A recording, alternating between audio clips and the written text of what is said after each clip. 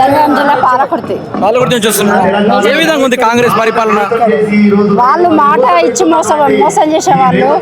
రైతుల మాత్రం అన్ని తీరులా నష్టమే అవుతుంది. వాళ్ళకు ఒడ్లు బార్దాని విషయం కానీ, ఒడ్ల విషయం కానీ, మొక్కల విషయం కానీ వాళ్ళకు ఒక్క కాడ మంచి జరిగిందని లేదు ఈ ప్రభుత్వంలో. మళ్ళీ మన ప్రభుత్వం వచ్చేదాకా వాళ్ళకి మంచి రోజులు లేవు. వాళ్ళు నానా ఇబ్బందులు పడుతున్నారు. అది పరిస్థితి. ఇట్లా కొనుగోలు అంతా చేసిన కళ్ళాలన్నీ ఖాళీ అయిపోయినాయి, డబ్బులు కూడా వేసేసిన, రైతులు సంతోషంగా ఉన్నారని చెప్పి వాళ్ళు కూడా సభ పెట్టడం కూడా జరిగింది. ఏ విధంగా చూస్తారు? కాలే రాళ్ళ వర్షం పడి ఇంకా నష్టపోతారు. వాళ్ళు ఎట్లా లాభపడతారు? రైతులు అరిగోసపడతారు. అంటే ఇప్పుడు వాళ్ళు కూడా సభ పెట్టారు కదా సంతోషంగా ఉన్నారని చెప్పి. అదంతా నాటకం. వాళ్ళ మోసం చేసేవాళ్ళు, ఆ పాట అంటే మోసం చేసేవాళ్ళు. ఒక్క మాట మీద ఒక్కటి ఇచ్చింది ఇచ్చి పెట్టాను. ప్రభుత్వం వచ్చి 3 సంవత్సరాలు అవుతుంది కానీ ఏం చేసి ఇప్పుడు వచ్చే 10 ఏళ్ళు కూడా మేమే గెలుస్తామని అంటున్నారు. వచ్చే 10 ఏళ్ళు కూడా మేమే గెలుస్తామంటారు. తప్పుగా రారు వాళ్ళు అయిపోయింది. ఇదే రాష్ట్రం వచ్చేది మన బీఆర్ఎస్. డెఫినెట్ గా ఇగో కాంగ్రెస్ ప్రభుత్వము ఇచ్చిన మాట ఏది నిలబెట్టుకోలేదు.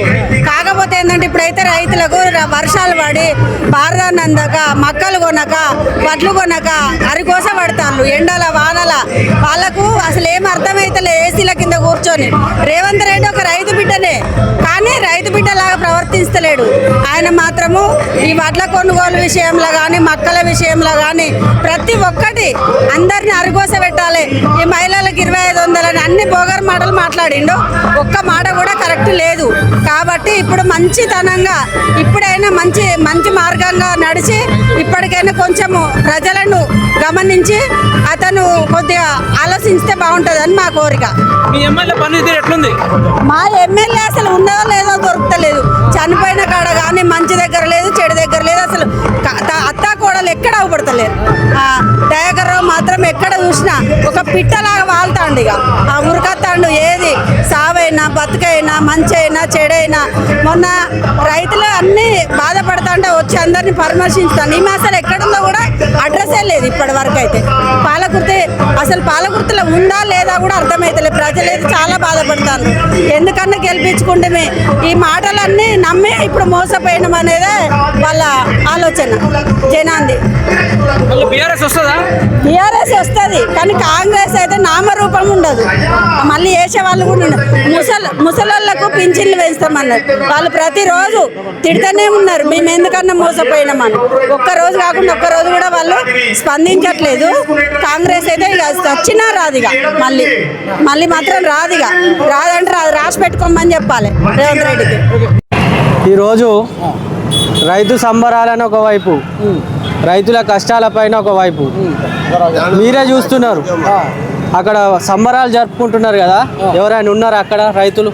ఇక్కడ చూడండి, వాళ్ళ కష్టాలు చెప్పుకోవడానికి ఆ ప్రభుత్వంతో రైతులు ఎన్నో బాధలు పడుతున్నారని ఈరోజు కేటీఆర్ గారు ఏర్పాటు చేసినటువంటి రైతు సభకి తండోపతండాలుగా రైతులందరూ వస్తున్నారు.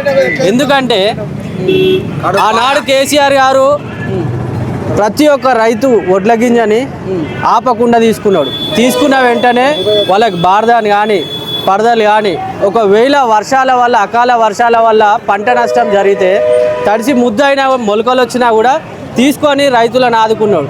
ఈరోజు వర్షాలు వస్తే కనీసం రైతులు ఆ పరదలు కప్పుకోవడానికి పరదలు లేవు, ఆ ఒడ్లు నింపడానికి బార్దాన్ లేక, సంచులు లేక ఎంతో బాధపడుతున్నారు. మరి ముఖ్యంగా ఆ సంచులు నింపినవి కూడా తీసుకుపోవడానికి లారీలు లేక ఎన్నో సమస్యలు. ఆ సమస్యల పైన రైతులు ఎన్నో తమ గోసను వెళ్ళబుచ్చుకుంటే పట్టించుకునే నాదులు లేడు. అరే సంబంధిత ఎమ్మెల్యే ఎటు పోతుండు, సంబంధిత నాయకులు ఎటు పోతుర్రు? ఎందుకు మరి రైతులను పట్టించుకొని ప్రభుత్వం అవసరమా? మన తెలంగాణ రాష్ట్రం అనేది రైతుల కోసం అంటే డైరెక్ట్గా దీపం అంటున్నారా? 100%. వాళ్ళు ఇప్పటివరకు 2.5 సంవత్సరాలు అవుతుంది, 3 సంవత్సరాల దగ్గరికి వస్తుంది. రైతులకు ఏం చేసిరో చెప్పాలి. రైతులకు ఏం చేసిరో ఇప్పుడు సంబరాలు చేస్తున్నారు కదా, ఆ సంబరాల్లో చెప్పాలి. కనీసం రైతులకి రైతు బంద్ వేయట్లేదు, రైతులకి రుణమాఫీ కావాలి. అరే 2 లక్షల రుణమాఫీ అయిందని చెప్పి సంబరాలు చేసిరు, ఎక్కడైనా చేసిరా? రైతు రుణమాఫీ చేయలేదు, రైతు రుణమాఫీ చేసినట్టు ఎక్కడైనా 100% చూపిస్తే మేము రాజీనామా చేయడానికి సిద్ధంగా ఉన్నామని చెప్పి హరీష్ రావు నిండు అసెంబ్లీలో చెప్పిండు. ఆ సవాల్ని స్వీకరించడానికి ఏ ఒక్కరికి దమ్ము ధైర్యం లేదు.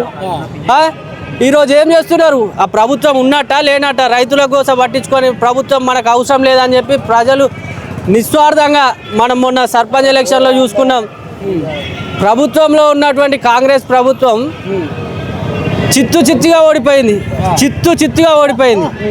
ఇక రానున్నది మన ప్రభుత్వమే. రైతుల కోసం ఎంత ఎక్కడికి పోయినా కూడా కేసీఆర్ గారే రైతులను కాపాడుకుంటాడు, కడుపులో పెట్టి చూసుకుంటాడు. ఎందుకంటే కేసీఆర్ గారు ఒక రైతు కుటుంబం నుండి వచ్చిండు. రైతులకు ఉన్న సమస్యలు ఏంటి అనేది ఓన్లీ కేసీఆర్కే తెలుసు. కాబట్టి మనం అందరం కూడా మనం చెప్పకుండా కూడా ప్రతి ఒక్కరికి అర్థమైంది రానున్నది కేసీఆర్ ప్రభుత్వమే. కాబట్టి ప్రతి ఒక్కరు కూడా ఆలోచన చేస్తున్నారు.